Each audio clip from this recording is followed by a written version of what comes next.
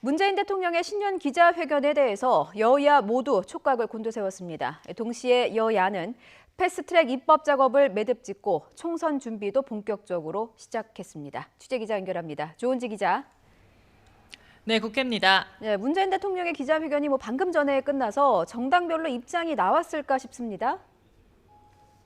네, 아무래도 지도부 발언이나 논평 등 공식 반응이 나오려면 시간이 조금 필요할 것 같습니다. 하지만 분위기는 엿볼 수 있는데요. 당마다 3-3-5 모여서 기자회견을 보면서 촉각을 곤두세우는 모습이었습니다.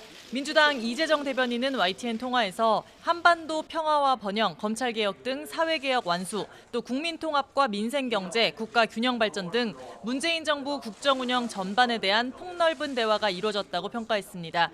그러면서 확실한 변화를 통해 국민 삶을 따뜻하게 만들겠다는 문재인 대통령 다짐을 다시 확인할 수 있었고 깊이 공감한다고도 강조했습니다.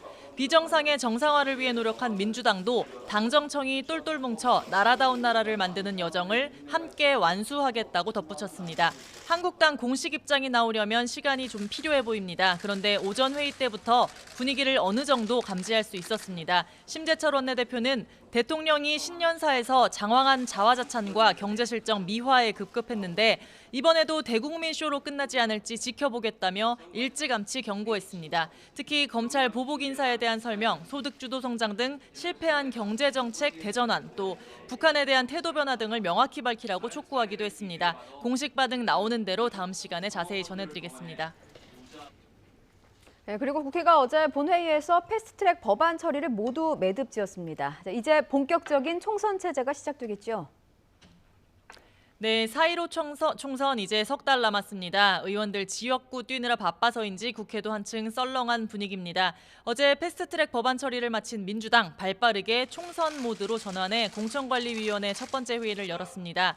공관위는 후보 개개인 경쟁력을 평가하고 경선, 단수공천, 전략지역 등을 심사하는 기구로 불출마를 선언한 5선 원혜영 의원을 필두로 외부 인사까지 18명 진용을 꾸렸습니다. 이해찬 대표는 새 선거법으로 연동형 비례대표제가 도입되면서 당이 비례대표를 10석 가까이 양보한 셈이 됐다며 지역구에서 그 이상을 확보해야 한다고 강조했습니다. 이어 8호 인재로 기후, 환경, 에너지 분야 전문가인 34살 이소영 변호사를 영입해 환영식을 열었습니다. 반면 한국당은 비례 전문 정당을 만들려던 계획이 어제 선관위 문턱에 걸린 게 발등에 불인데요. 민주당과 더불어민주당, 공화당과 우리공화당, 기독당과 기독자유당이 모두 허용됐는데 왜 한국당과 비례자유한국당만 막느냐며 선거 독재라고 비판했습니다.